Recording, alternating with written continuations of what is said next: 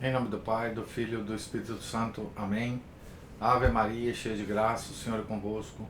Bendita sois vós entre as mulheres, e bendito é o fruto do vosso ventre, Jesus. Santa Maria, Mãe de Deus, rogai por nós, pecadores, agora e na hora de nossa morte. Amém. São José, rogai por nós. São Felipe Neri, rogai por nós. Santa Teresa de Jesus, rogai por nós. Nossa Senhora de Fátima, rogai por nós. Em nome do Pai, do Filho, do Espírito Santo. Amém. Bom dia a todos. Estamos aqui na leitura da biografia de Santa Teresa de Jesus, escrita por William Thomas Walsh. Estamos na página 385, que narra esse capítulo, que nós estamos, narra o encontro de Santa Teresa com dois frades, Frei Antônio e Frei Juan de São Matias,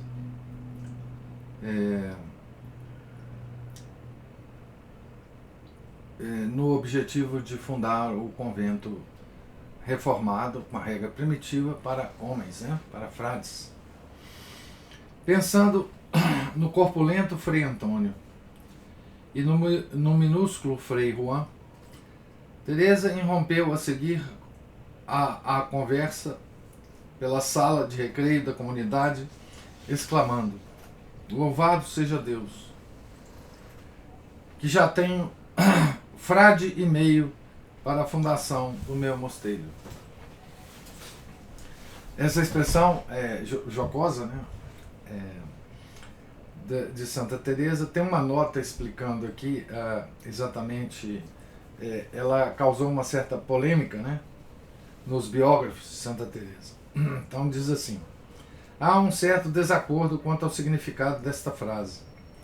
Alguns editores supõem que Teresa se refere ironicamente ao pequeno Frei João como sendo o frade e ao corpulento Frei Antônio como meio frade. O padre Gracian interpretou a letra, observação. Antônio era o frade e João o meio frade. Para Silvério, biógrafo de Santa Teresa, essa é a única explicação plausível, considerando a caridade da madre incapaz de meter a ridículo Frei Antônio. Então aqui, porque o Frei Antônio era corpulento e o Frei Juan era pequenininho, Então aqui não se sabe quem ela chamou meio frade, O fato é que ela falou, essa frase é correta, Já tenho frade e meio para a fundação do meu mosteiro. Assim foi o começo da sua amizade, que durou até a morte, com o glorioso homenzito que hoje conhecemos por São João da Cruz, o Frei Juan de São Matias. Teresa costumava chamar-lhe Mi Senequita, meu pequeno Sêneca.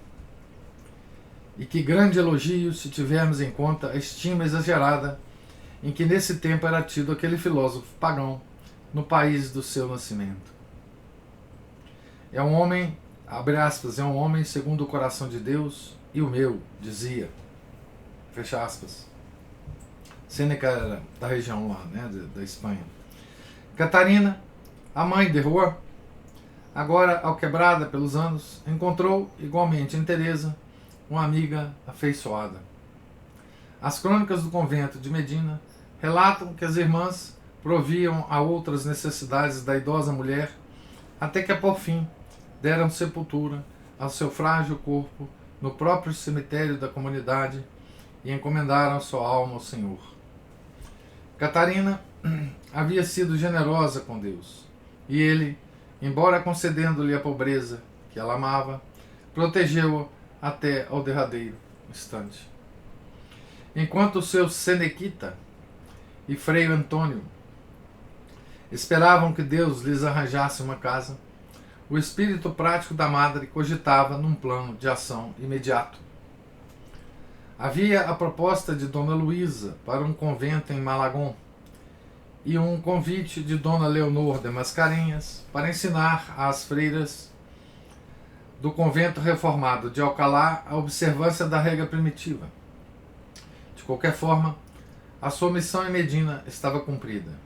E enquanto meditava sobre o próximo empreendimento, deixou a irmã Ana de Jesus no cargo de prioresa e partiu para Ávila, provavelmente em meados de outubro de 1567, levando consigo a irmã Ana dos Anjos, e considerava capaz de chefiar qualquer outra fundação, onde quer que ela pudesse ter lugar.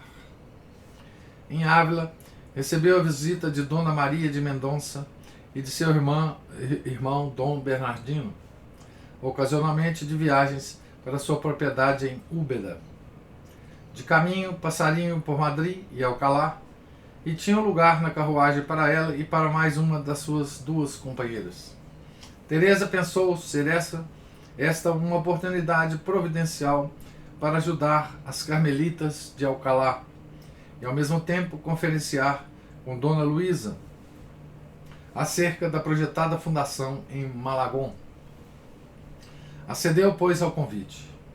E um dia, por volta do 1º de novembro de 1567, tomou lugar na grande carruagem do falecido comendador Cobos, na companhia de Dona Maria, Dom Bernardino e duas irmãs, Ana dos Anjos e Antônia do Espírito Santo. Chegados que foram a Madrid, que ficava apenas a um dia de jornada em carruagem, Dona Maria e o irmão foram saudar os seus aristocráticos parentes, enquanto as monjas faziam alto na casa onde morava Dona Leonor de Mascarenhas. Vista do exterior, esta casa parecia um palácio, mas por dentro era um verdadeiro convento. A proprietária era uma idosa senhora portuguesa que fizera voto de castidade perpétua alguns anos antes, ao chegar a Castela, com a formosa princesa Isabel, noiva do imperador Carlos V. Fora aia, aos 24 anos, de Filipe II, e seguramente teria tido um duro trabalho para imprimir no espírito e no caráter de seu amo um intenso amor ao catolicismo. Quando terminou a sua missão, resolveu fazer-se freira. O rei, porém, recusou-se a dar-lhe autorização, convencido de que ela poderia fazer maior bem permanecendo no mundo. A partir daí, resignou-se a ser apenas uma amiga e protetora dos religiosos. Então, Dona Leonor de Mascarenhas, né? A fundação do mosteiro carmelita de Alcalá, por Maria de Jesus, foi uma das suas muitas obras de caridade, e no seu palácio de Madrid mantinha aposentos devidamente adaptados à clausura, onde todo servo de Deus encontraria abrigo, alimento e repouso. Ao lado, na Praça de São Domingos, fundou um convento de franciscanas descalças, sob o patrocínio de Nossa Senhora dos Anjos, e foi nele que a Madre Teresa e as suas duas companheiras se acolheram durante 15 dias, enquanto a sua hospedeira procurava obter autorização do ordinário para visitarem Alcalá. Teresa ficou encantada com as irmãs franciscanas. Embora muitas delas procedessem de casas luxuosas e aristocratas, viviam do que lhes punham à porta. E quando não tinha comida suficiente, passavam sem ela e davam graças a Deus. Contudo, a madre não encontrou ali o recolhimento que esperava. A notícia de que a famosa Beata de Ávila se encontrava entre elas depressa chegou à corte de Filipe II, e todas as piedosas damas das famílias nobres quiseram conhecê-la. Algumas acorriam por mera curiosidade, na esperança de vê-la em algum dos seus famosos êxtases. Teresa nada fez para satisfazer a curiosidade das suas visitas. Pelo contrário, defendia-se abordando apenas assuntos triviais do dia a dia. Que belas ruas tendes em Madrid, dizia, como qualquer turista provinciano. Que maravilhosos parques. Furtava-se a responder a perguntas sobre as suas visões, os seus métodos de oração e, em geral, todas as suas experiências espirituais, desviando o assunto para coisas mundanas que os seus interlocutores pudessem compreender. Alguns retiravam-se decepcionados, dizendo que, afinal, Teresa de Ávila não era nenhuma santa, mas apenas uma boa freira, exageradamente admirada. Obtida por fim a permissão de Toledo para a visita a Alcalá, que ficava sob a sua jurisdição, a madre e as companheiras juntaram-se a Dona Maria de Mendonça e ao irmão e puseram-se a caminho no dia 21 de novembro de 1567. Antes de se separarem, Dom Bernardino assinou a escritura de cedência da sua propriedade de Valladolid a favor da madre. Chegaram a Alcalá antes do cair da noite. Aí permaneceu Teresa durante 2 meses, como superiora, instruindo as monjas e a própria fundadora da casa. Cedo percebeu a causa do mal.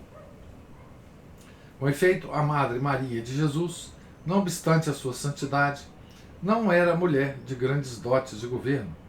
Tinha estabelecido um regime tão severo e inflexível que algumas das irmãs se encontravam à beira de um colapso nervoso. Teresa, com seu sentido do humor e o seu senso comum e a sua compreensão da natureza, mudou completamente a atmosfera em poucos dias. Procurando dissuadir as irmãs dos excessos de mortificações, estabeleceu um plano de vida capaz de ser observado pelos mais débeis membros da comunidade, sem afetar a saúde do corpo e da alma, estabelecendo a nota da alegria singela que caracteriza a verdadeira santidade católica. Alegria singela que caracteriza a verdadeira santidade católica. A meio da sua tarefa, nos começos de 1568, recebeu más novidades de Dona Maria de Mendonça. Dom Bernardino adoecera algumas semanas depois de terem chegado a Úbeda, e o seu estado de saúde agravara-se de um momento para o outro. Quando se chamou um sacerdote para o ouvir em confissão, não fora capaz de articular palavra, e apenas por sinais pudera exteriorizar o seu arrependimento, expirando sem confissão. Pode imaginar-se o fervor com que Teresa rezou pela alma daquele infeliz, e não tardou a ser atendida. Abre aspas. Disse-me o Senhor quão grande perigo havia corrido a sua salvação, e que dele se apedara por mercê do serviço que havia prestado à sua Mãe Santíssima, oferecendo aquela casa para nela se fundar um mosteiro da sua ordem, mas que não sairia do purgatório antes de nela se celebrar a primeira missa. Fecha aspas. Então ele doou o terreno pouco antes de morrer, né, para a fundação do convento da Madre Teresa. Essa foi a ação usada por Deus para salvá-lo, né? Fecha aspas. Esse relato aqui é da própria Santa Teresa, né? Teresa sentiu ânsias de partir imediatamente para Valladolid. A imagem de Dom Bernardino não lhe abandonava o pensamento. Que tremenda responsabilidade a sua. Primeiro, porém, era seu dever discutir em Toledo com Dona Luísa de Lacerda todos os pormenores maçadores relativos à projetada fundação em Malagón. Dona Luísa de Lacerda oferecia-se para lhe proporcionar o convento, a capela e tudo mais que fosse necessário para uma comunidade de 30 monjas e dar-lhe determinada quantia anual para a sua manutenção. Eis de novo o problema dos rendimentos. Teresa, como vimos, preferia a pobreza. No entanto, a escassez da população de Málaga parecia aconselhar uma exceção neste capítulo e aceitou a proposta de Dona Luísa. A grande dama levou-a a visitar a escura fortaleza dos seus antepassados em Málaga. Muitos acontecimentos dignos de registro se deram por ocasião dessa viagem. Por 2 vezes, Teresa caiu em êxtase, para grande confusão sua, na presença das companheiras. Quando a levaram a ver determinado lugar aconselhável para a construção de um futuro convento, exclamou, abre aspas, deixemos isto para os frades descalços de São Francisco, fecha aspas. A sua observação converteu-se em realidade poucos anos depois. Por fim, Teresa encontrou uma casa que a satisfez. E aí, no domingo de Ramos, a 11 de abril de 1568, desfilaram as monjas revestidas dos seus mantos brancos de couro e com os rostos ocultos por véus negros, empunhando os cílios ardentes. A gente do povo acorreu para assistir à Santa Missa e à entronização do Santíssimo Sacramento. São José de Malagon ficava na praça, muito próximo do castelo. Pouco tempo depois, Teresa descobriu que cometera um erro, pois os pregões da cidade e outros ruídos distraíam constantemente as monjas do seu recolhimento. Continuava ainda a preocupar-se com o dote, até que os escrúpulos que a atormentavam a deixaram depois de uma extraordinária visão que teve, provavelmente em 1569, 1570. Os escrúpulos era de receber os rendimentos, né? Então, abre aspas para Santa Teresa. Né? Acabando eu de comungar, no segundo dia da quaresma, em São José de Malagon, apresentou-se-me Nosso Senhor Jesus Cristo em visão figurada, como de costume, e pondo-me a olhá-lo, vi que na cabeça, em lugar da coroa de espinhos, tinha a cercá-lo toda uma coroa de imenso resplendor, que devia corresponder às chagas que nela fizeram. Como sou devota deste passo, consolei-me muito e comecei a pensar quão grande tormento fora aquele, pois abrira tantas feridas, e fiquei traspassada de pena.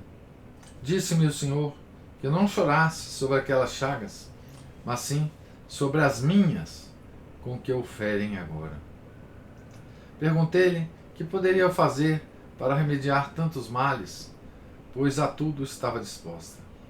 Respondeu-me que não era tempo agora de descansar. Pelo contrário, desse-me pressa em fundar esses mosteiros, pois com as almas que neles há, tem ele descanso. Mandou-me que aceitasse quantos me oferecessem, porque muitas donzelas não se consagram ao seu serviço por falta de lugar. Os que se fundassem em povoações pequenas fossem como este, e poderiam ter o mesmo merecimento pelo desejo de fazer como os outros. Fecha aspas. Teresa continuava ainda entregue ao seu trabalho de organizar uma nova comunidade quando Dona Luísa deixou Malagon em abril, levando consigo o manuscrito da autobiografia da madre, com a promessa de o entregar logo que pudesse ao beato Juan de Ávila, ao tempo residente em Montilha. Dona Luísa, porém, embora tivesse passado a maior parte da primavera a um dia de distância dele, nunca encontrou oportunidade para lhe enviar o manuscrito. Os sentimentos de Teresa a esse respeito estão bem patentes na carta que ele dirigiu em 18 de maio, precisamente nas vésperas de sua partida de Malagon. Deus esteja com vossa senhoria, abre aspas, né? Quisera ter mais tempo para escrever mais largamente. Pensando em tê-lo hoje, fui deixando até o último dia, pois parto já amanhã, que são 19 de maio, e agora tanto tenho que fazer que pouco vagar me resta. Escrever-lhe-ei pelo padre Pablo Hernandes. Embora não tenha tido notícias dele, depois que vossa senhoria partiu daqui, dir-lhe-ei que o que ordenar. Tenho pedido ao Senhor que a viagem vos tenha corrido bem, muito o suplicamos aqui. Queira Sua Majestade que assim seja com tudo mais. Não compreendo por que motivo deixou vossa senhoria de enviar o meu volume ao mestre Ávila. Não me faça tal, pelo amor de Deus, mas mande entregá-lo quanto antes por um mensageiro, pois dizem-me que fica apenas a um dia de caminho daí, não mais. Isso de esperar pelo padre Salazar é escusado, pois se ele, por ser reitor, não pode sequer ir visitar Vossa Senhoria, quanto mais o padre Ávila. Imploro a Vossa Senhoria que, se não enviou ainda o manuscrito, o faça agora, porque na verdade muitos desgostos já sofri por causa dele, pois penso que são embargos do demônio. Peço a Vossa Senhoria que o mande sem perda de tempo e faça aquilo que em Toledo lhe pedi. Creia que é muito mais importante do que supõe. Fecha aspas. No dia seguinte saiu de Málaga num cavalo ou numa mula. Quando chegou a Toledo, teve de recolher ao leito alguns dias, quebrantada certamente por aquele exercício desacostumado. No dia 27 de maio, levantou-se para celebrar a festa de Assunção e no dia 2 de junho chegava a Ávila. No decorrer das 4 semanas seguintes, descansou num pacífico e piedoso retiro de São José. A 23 de junho, escreveu a Dona Luísa pedindo-lhe novamente, pelo amor de Deus, enviasse o manuscrito da sua vida ao beato João de Ávila, sem mais demora. Dona Luísa, porém, não tinha pressa. Como muitos dos ricos e poderosos, sentia-se acima das urgências dos menos afortunados, mercê de uma complacência que mais parecia por vezes estupidez, mas que no fundo era puro egoísmo. Foi por esse tempo que a amada recebeu uma visita notável de um parente seu, Rafael Mexia, que, tendo ouvido falar de seus projetos de fundar um mosteiro de frades descalços, lhe veio oferecer uma quinta que possuía na aldeia de Douruelo, a 8 léguas de Ávila, na direção de Medina del Campo. Aceitou ela cheia de contentamento a oferta. Não era evidente que Deus lhe proporcionava agora a casa que lhe pedira, onde pôr o frade e meio que já lhe tinha dado? Como um bom general, planejou combinar este feito com outro.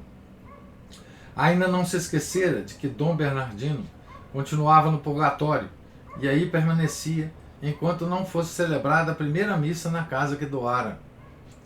Devia, pois, ir a Valladolid logo que pudesse. De caminho, podia fazer uma pequena parada em Douruelo para ver a casa de Rafael Mexia. Depois procuraria Frei Juan de San Matias, em Medina, e levá-lo-ia consigo para Valladolid, a fim de o treinar no seu novo mistério. Por fim, poderia regressar e abrir o mosteiro de Douruelo e celebrar a missa. Tudo isso, como se deduz, estava já minuciosamente planejado quando Teresa, acompanhada pelo padre Julián e pela irmã Antônia do Espírito Santo, saiu de Ávila antes do romper da madrugada de 30 de junho. Contudo, até os melhores generais erram, por vezes, os seus cálculos. Teresa e os companheiros contavam chegar à propriedade ao meio-dia.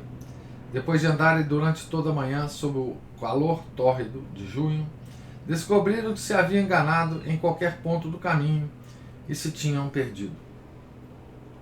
Por outro lado, nenhuma das pessoas que encontraram tinha ouvido falar de Douruelo. Teresa escreveu, abre aspas, quando pensávamos estar perto, havia outro tanto que andar. Sempre me hei de recordar da canseira e das idas e vindas daquela jornada. Em consequência disto, chegamos ao cair da noite. Quando entramos na casa, achámo-la em tal estado de imundície e tão cheia de ceifeiros do mês de agosto, que não nos atrevemos a passar ali a noite. Tinha um pátio de boas dimensões, um quarto com cama e uma pequena cozinha. Eis todo o edifício do nosso futuro mosteiro. Não obstante o descontentamento, a indomável mulher começou a analisar aquele desmantelado casebre com os olhos prescrutadores de um arquiteto inato. Abre aspas, tracei os meus planos. Do pátio, podia fazer uma capela. No celeiro, ficaria bem o couro. E o quarto serviria de dormitório. Fecha aspas. A irmã Antônia mostrava-se incapaz de compartilhar das esperanças otimistas da madre. Abre aspas, asseguro-vos, minha madre, que ninguém, por mais fervoroso que seja, será capaz de aguentar semelhante coisa. Não trateis disso. Fecha aspas.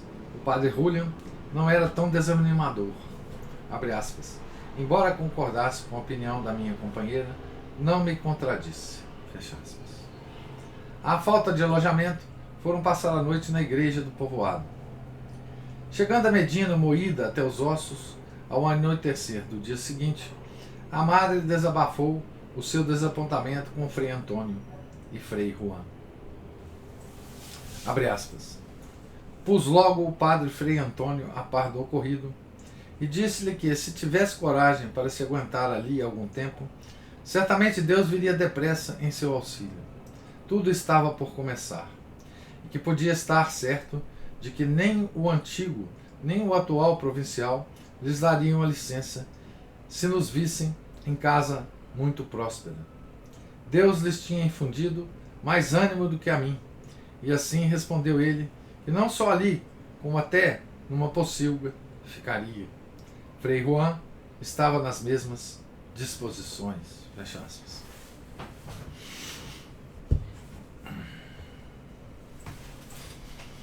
Teresa demorou-se 4 semanas no convento de Medina, fazendo os preparativos para as 2 fundações, de Duruelo e de Valladolid. Duruelo é dos monges, dos frades, né?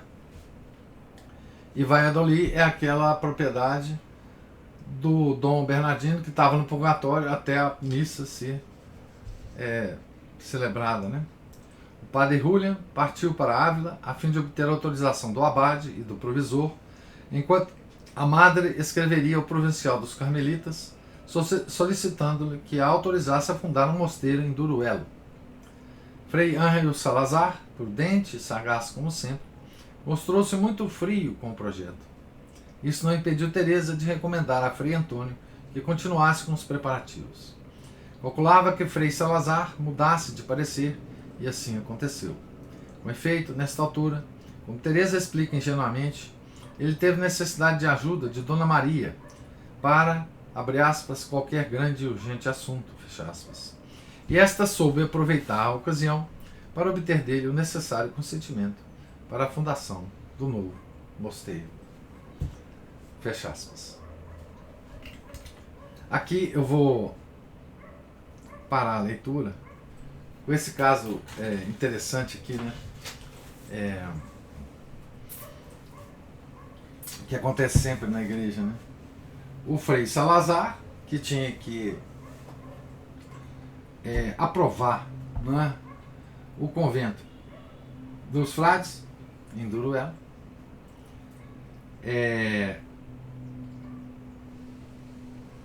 estava, enfim, não estava ligando muito pro projeto da Madre Teresa, provavelmente ia demorar, né,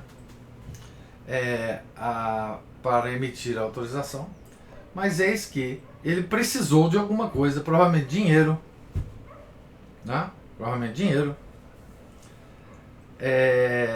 e foi procurar a Dona Maria, né?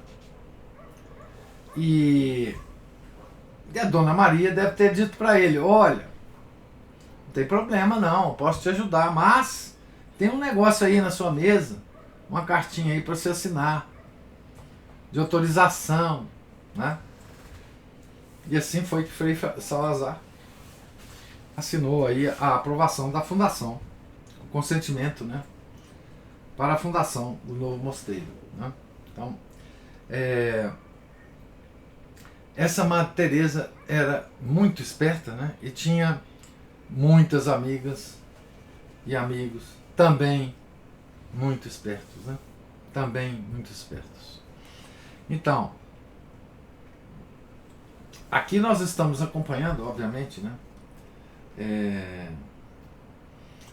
a ação, né, ação de Santa Teresa, né?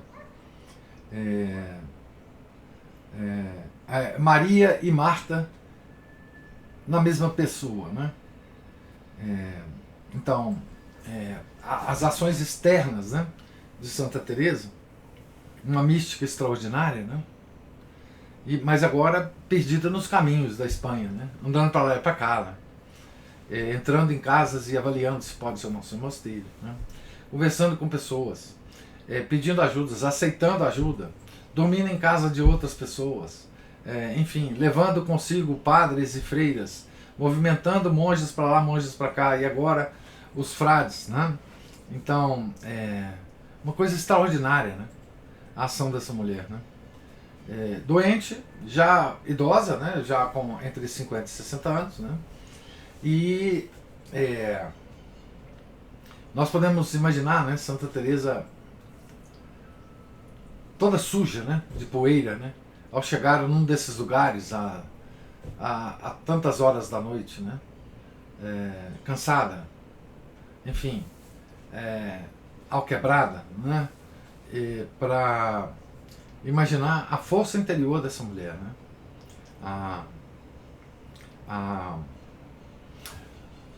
os meios materiais, né, e humanos que ela podia mover, né, em torno dela, né, para a consecução dos seus objetivos, né. Como Nosso Senhor, né, movia as causas segundas, né, no entorno dela, né. Era um redemoinho, né, uma coisa impressionante, né, a ação dessa mulher nesse tempo, né. Enfim, era como todos os santos que são uma combinação de Marta e de Maria agem na história, né? Os santos místicos, né? Tipo São Bernardo de Claraval também era assim, né? Enfim, santos que o próprio São Pedro de Alcântara também andou muito e conversou com muita gente, embora tenha sido um místico extraordinário, né? E enquanto isso, o frade e meio da Madre Teresa estava esperando e agora começando a agir em duelo para a fundação do convento masculino, né? Então, gostaria agora, nós estamos aqui na página 395, eu gostaria de ouvir as observações e comentários, se houverem, dos senhores. Ei, professor. Diga, Márcio. E tem tempo para beber água, né? Pois é interessante aí. Bom, igual você falou, né? Tem o Marta e Maria, tem o Ora e Labora, né? Tem, todo momento tem sua. Tudo tem sua vez, sua hora, né? Então, às vezes ela vai ser o momento da oração, às vezes é o momento da ação, né? E uma coisa apoiando a outra, né? Agora, é interessante que como o senhor falou aí, né? Ela era esperta e tinha amigos espertos também. Esses aí são habilidades que são bem ordenadas, né? Hoje em dia, esperteza... Hoje em dia, a esperteza é aliada à malícia e só sai fazendo estrago pelo mundo afora. É isso mesmo. Na verdade, e exemplos de virtude elas dão o tempo todo, né? Se tinha comida, graças a Deus. Se não tinha, graças a Deus também, né? Seguindo o exemplo do Jó, né? Deus deu, Deus tomou, bendito seja Deus. Mas Ai, acho que eu dei uma voada aqui, esqueci que eu ia falar, mais que eu ia falar. Você vai lembrar. Mas assim, não, depois eu lembro. Deixa o espaço para o resto do pessoal comentar aí. Mas o interessante também são os como havia. Assim, a gente vê mesmo hoje em dia, os católicos ricos colaboram generosamente. Mas o número de ricos católicos diminuiu, né? Naquela época era maior. Eles ajudavam muito mais, né? E Deus foi dispondo as coisas ali para ajuda dele, para ajuda da própria Madre Teresa, né? Bom, mas por enquanto era só. É, Se eu lembrar, eu falo, vamos ver. então o número de ricos católicos diminuiu porque os ricos deixaram a igreja, né? Ficaram só poucos, né? Porque, quer dizer, porque hoje, na verdade, enfim, muitos deixaram a igreja por vários motivos, os ricos pelos motivos deles, né? Então, realmente, os ricos sempre ajudaram a igreja e continuam ajudando, né? Os que são ricos e católicos hoje em dia também ajudam, né? Graças a Deus. Mas naquela época, na verdade, assim, na verdade é que todo mundo era católico, né? Então, eu digo, lá no ambiente de Santa Teresa, na Europa, né? Nessa época, bom, já existia Lutero, né? Já existia os protestantes, os saques na igreja, etc, etc. Mas toda a mentalidade europeia era forjada no catolicismo, né? Então não tinha, enfim, não tinha uma outra mentalidade. Estava se formando na época uma outra mentalidade que depois deu no que deu, né? Mas ainda não tinha essa mentalidade, né? Que hoje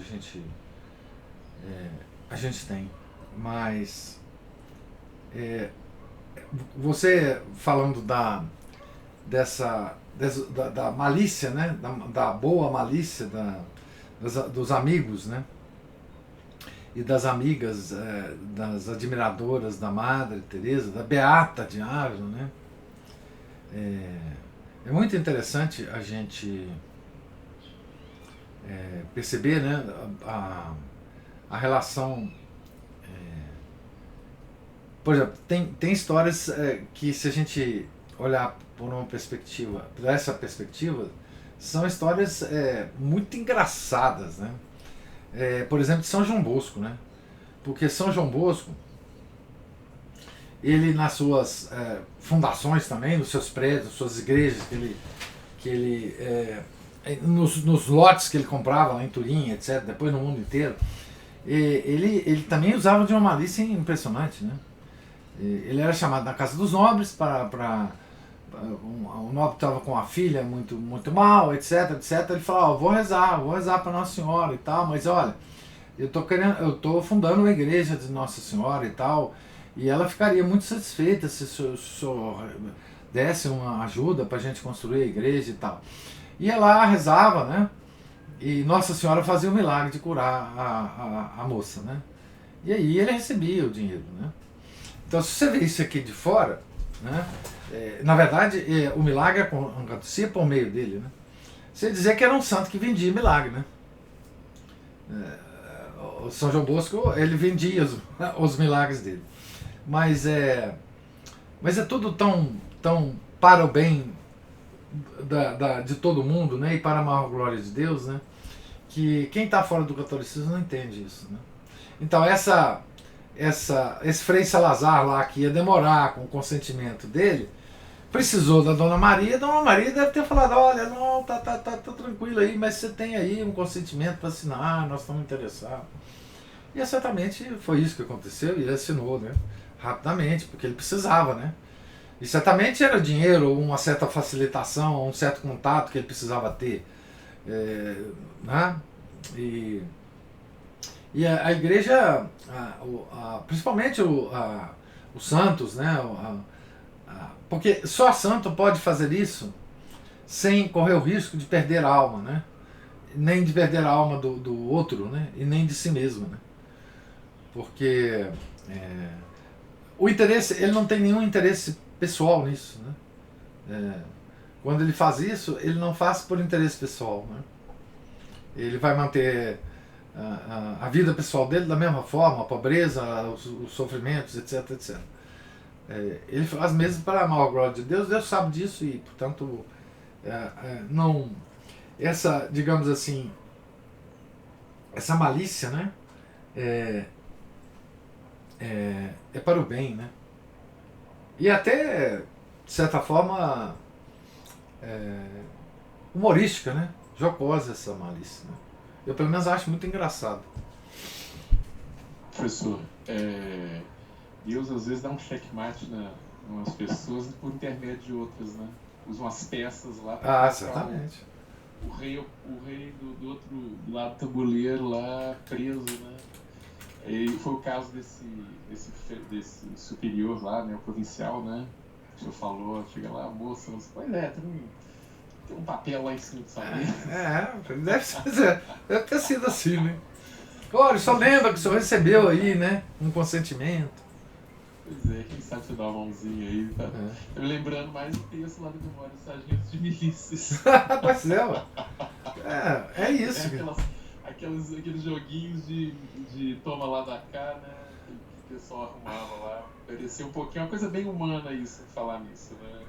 Pois é, quando ocorre isso, a maioria das vezes é por questões humanas, né? Por interesses humanos, né? Sim. E quando o santo usa por interesse de Deus, é muito engraçado, né? Deus se serve dessas ocasiões e inspira a pessoa a fazer, né, o movimento certo aí, né? E pronto. Você vê, a Dona Maria, se você vê pelo lado mundano, ela comprou o consentimento do Frei Salazar. Praticamente. Quanto custa aí? Eu vou comprar. Então... Pois é, tá parecendo aquelas colunas do jornal de xadrez, falou assim, checkmate em 2 lances, você fica quebrando a cabeça. Exatamente. Exatamente. Aí, né? Mas uma outra coisa que eu pensei aqui, né, essa questão de dinheiro, igual eu estava falando daquela amiga, o texto falando, né, sobre a amiga demonstrou certo egoísmo, né? Dona Luísa de Lacerda. Isso, dos ricos, né?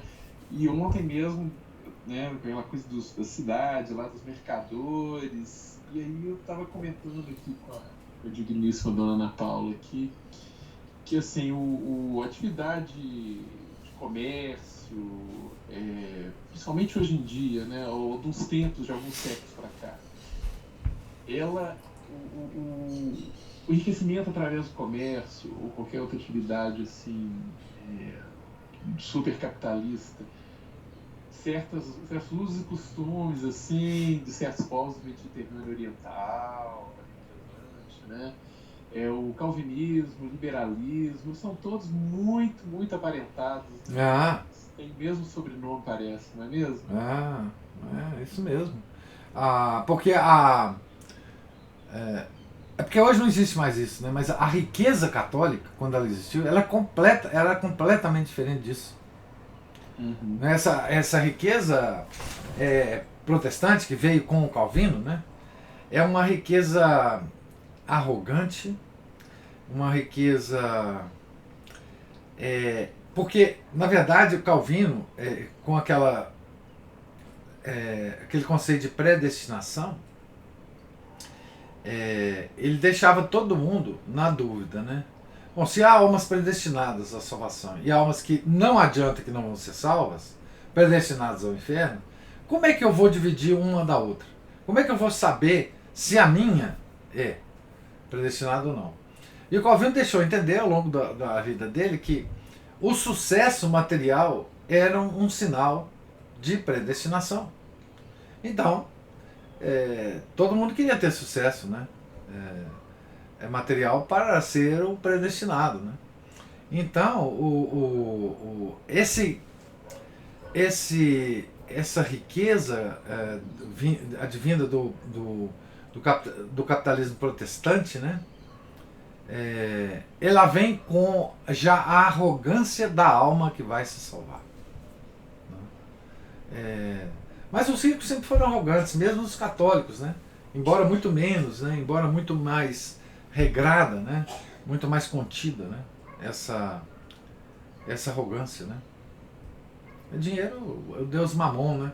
O dinheiro é terrível, uma tentação terrível. E isso acabou virando na verdade, a crença profunda de muita gente, até que se diz católico, né? É o paraíso na Terra, inclusive, né? Tá pior ainda do que o calvinista do século XVI, que pelo menos acreditava no céu, né? É muito difícil hoje, principalmente hoje, né? Você digamos, converter, né, um rico, né? Porque o rico tem tudo na mão. Ele pode fazer qualquer coisa, ele pode ter qualquer coisa, ele pode viajar para qualquer lugar. Então ele não sente nenhuma necessidade, né? É aquilo que Nosso Senhor falava, né? Que essas pessoas já têm o pagamento delas aqui na Terra. Então não vai ter nada do outro lado, né? Então não vê, enfim, é muito difícil. A tentação é muito grande. Né? Mas, então, mais alguma observação?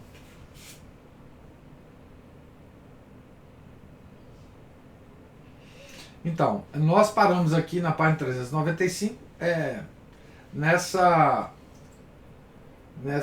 parte em que o Frei Salazar, então, dá o consentimento da fundação do convento dos frades, né? Tem um frade e meio, para começar, e Santa Teresa vai, então, agora tocar esse assunto aqui. Amanhã, se Deus quiser, a gente volta aqui na página 395, tá certo? Deus lhes pague a presença, a paciência, os comentários. Tenham todos um santo dia. Fiquem com Deus. Em nome do Pai, do Filho, do Espírito Santo. Amém. Ave Maria, cheia de graça, o Senhor é convosco. Bendita sois vós entre as mulheres, e bendito é o fruto do vosso ventre, Jesus.